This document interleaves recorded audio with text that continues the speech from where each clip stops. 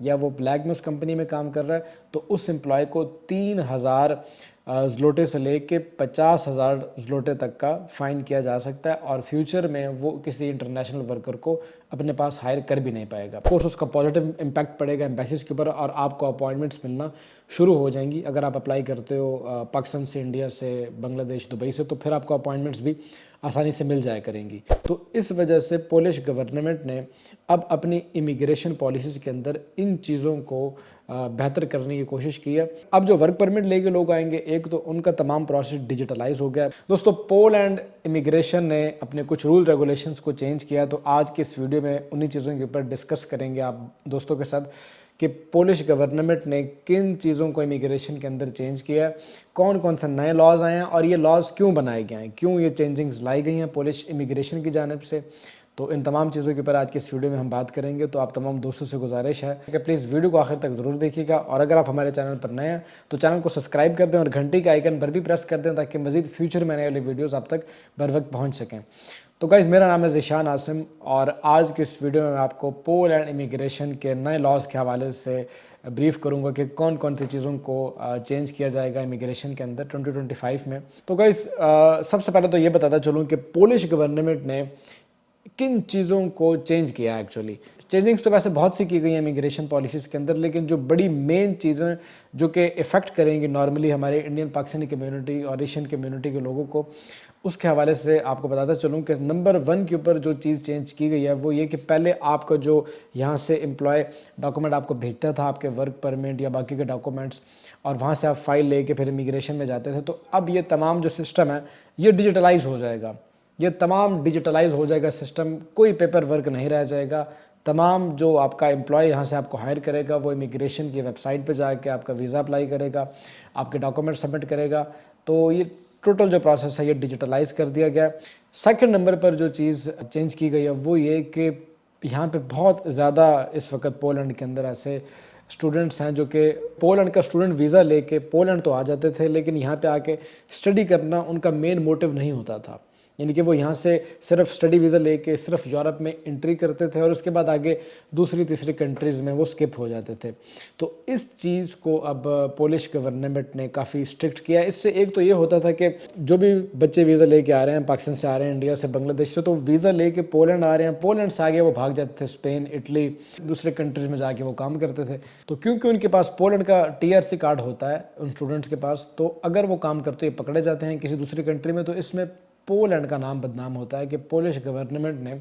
ان بچوں کو یا ان لوگوں کو اسٹوڈنٹ ویزا ایشو کیا لیکن وہ ان کو ایکاموڈیٹ نہیں کر پائی یا فیسیلیٹیٹ نہیں کر پائی، جس وجہ سے یہ لوگ باقی یورپین کنٹریز میں پھیل گئے ہیں اور وہاں پہ جا کے کام کر رہے ہیں۔ تو اس ریزن کی وجہ سے ایک تو کنٹری کا نام بدنام ہوتا ہے، اور دوسرا اس کی فارن پالیسی کے اوپر بہت بڑا یہ چیز امپیکٹ کرتی ہے کہ اسٹوڈنٹس جو وہاں پہ اسٹوڈنٹ ویزا لے کے آ رہے ہیں وہ اسٹڈی پرپز سے نہیں آ رہے، وہ صرف اور صرف یہاں پہ مائیگریشن کی غرض سے آ رہے ہیں، اور ان کا مقصد یہاں سے آگے دوسری کنٹریز میں پھیل جانا ہے۔ تو پولش ایمبیسیز جو کہ پاکستان انڈیا سے اسٹوڈنٹس کو یہاں پہ ہائر کر کے بھیجتی ہیں، تو اب وہ اپنا جو کرائٹیریا ہے وہ تھوڑا سخت کر دیں گی۔ پولش لینگویج مسٹ قرار دی گئی ہے۔ اب جو بچے بھی پولینڈ کا اسٹوڈنٹ ویزا حاصل کرنے کی خواہش رکھتے ہیں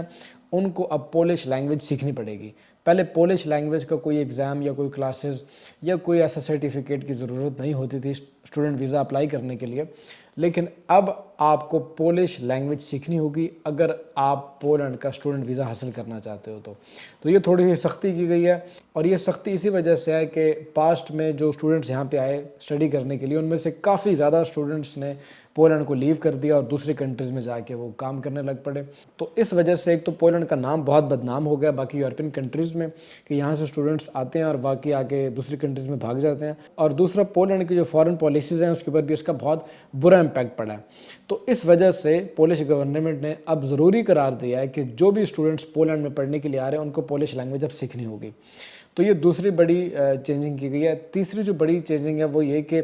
اس وقت پولینڈ کے اندر ایسے بہت زیادہ مائیگرینٹس کی، ریفیوجیز کی تعداد ہے جو کہ وہاں پہ لیگل ہونے کی کوشش کر رہے ہیں۔ آپ کو پتہ ہے کہ پولینڈ کے اندر بھی ایک پروسیس ہوتا ہے جیسا کہ پرتگال میں ہے کہ وہاں پہ جا کے لوگ اپنی ڈاکومنٹیشن کرتے ہیں، ورک کانٹریکٹ لیتے ہیں، پھر وہاں پہ ان کا یلو کارڈ بنتا ہے، اس کے بعد ان کے بایو میٹرک ہوتے ہیں، اور پھر وہ اپنے پہلے کارڈ کا ویٹ کرتے ہیں۔ تو اس طریقے سے جو پولینڈ کے اندر اس وقت ریفیوجیز کی یا جو مائیگرینٹس کی تعداد ہے، نمبرز ہے، وہ بہت بڑھ گئے ہیں۔ اور ان نمبرز کے بڑھنے کی وجہ سے جو وہاں پہ مقامی ان کی امیگریشن آفیسرز ہیں وہ بہت زیادہ بزی ہو گئے ہیں. اور آپ یہ یہاں سے حساب لگا لیں کہ پولینڈ کے اندر اگر ابھی کوئی بندہ جا کے وہاں پہ اپنی فائل کرواتا ہے لاک، اپنے وہ وہاں سے کارڈ نکالنے کی کوشش کرتا ہے پولینڈ امیگریشن سے، تو اس کو کم سے کم 1 سال کا انتظار کرنا پڑتا ہے. 1 سال کے بعد کہیں جا کے تو اس کا پہلا کارڈ آتا ہے پولش امیگریشن کی جانب سے. تو امیگریشن کے ان ڈیلیز کی وجہ سے بھی کنٹری کا نام بہت بدنام ہوتا ہے، ریپوٹیشن پہ بہت فرق پڑا ہے پولینڈ کی. تو اس وجہ سے پولش گورنمنٹ نے اب اپنی امیگریشن پالیسیز کے اندر ان چیزوں کو بہتر کرنے کی کوشش کی ہے. اب جو ورک پرمٹ لے کے لوگ آئیں گے، ایک تو ان کا تمام پروسیس ڈیجیٹلائز ہو گیا، دوسرا اسٹوڈنٹس کو اب ایک تو لینگویج سیکھنی پڑے گی، اور تیسرا اب اگر کوئی بندہ پولینڈ کے اندر کام کرنے کے لیے جاتا ہے تو اس کو ٹوٹل لیگل طریقے سے کام کرنا ہوگا. پہلے تو یہ ہوتا تھا کہ آپ نے یہاں سے اگر پولینڈ جانا ہے اپنے ڈاکومنٹیشن کے لیے تو آپ وہاں چلے جاتے تھے، کسی کے پاس بھی کام کرنا شروع کر دیتے تھے. کوئی امپلائی آپ کو ورک کانٹریکٹ بنا کے دیتا تھا، کوئی آپ کو بلیک میں جاب دے دیتا تھا. تو اب بلیک میں جاب دینے والا کانسیپٹ نہیں رہے گا، کیونکہ اب اگر کسی کمپنی کے اندر کوئی ورکر بلیک میں کام کرتا ہوا پکڑا گیا جس کے پاس ڈاکومنٹس نہیں ہیں، یا وہ بلیک میں اس کمپنی میں کام کر رہا ہے، تو اس امپلائی کو 3,000 زلوٹے سے لے کے 50,000 زلوٹے تک کا فائن کیا جا سکتا ہے. اور فیوچر میں وہ کسی انٹرنیشنل ورکر کو اپنے پاس ہائر کر بھی نہیں پائے گا. یہ بھی اس کے اوپر پھر پابندی لگا دی جائے گی. اس کا پازیٹیو امپیکٹ ایک تو یہ ہوگا کہ آپ کو اچھے طریقے سے پتہ ہے کہ جو لوگ اس وقت پولینڈ کا ورک ویزا اپلائی کرتے ہیں پاکستان سے یا انڈیا سے، تو ان کو کم سے کم 1 سال یا 1.5 سال ویٹ کرنا پڑتا ہے پولینڈ کی اپائنٹمنٹ اٹھانے کے لیے.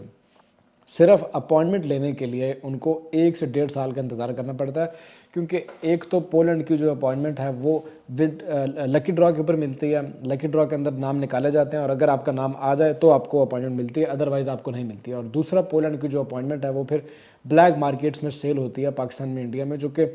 4-5 لاکھ روپے ایجنٹ لے کے آپ کو دیتے ہیں، اور اس میں بھی گارنٹی نہیں ہوتی کہ وہ اپائنٹمنٹ اوریجنل ہے یا فیک ہے. اور آنے والے دنوں کے اندر فیوچر میں اپائنٹمنٹس کا جو شیڈیول ہے وہ بھی آپ کو دیکھنے میں نظر آئے گا، کہ کیونکہ آف کورس جہاں پہ سارا سسٹم ڈیجیٹلائز ہو جائے گا، فیک ورک پرمٹس کا دھندا رک جائے گا، تو پھر آف کورس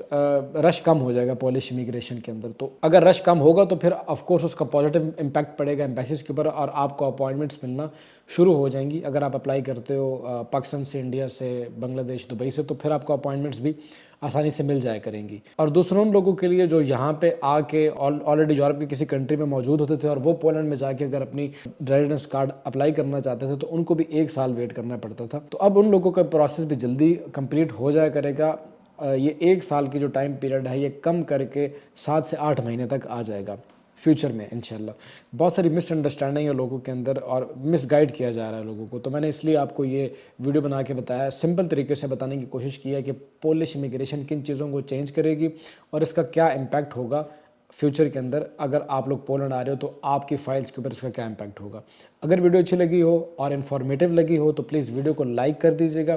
اور مزید آپ کا کوئی سوال رہ گیا ہو یا میں اس ویڈیو میں بتانا بھول گیا ہوں اس امیگریشن پالیسیز کے حوالے سے،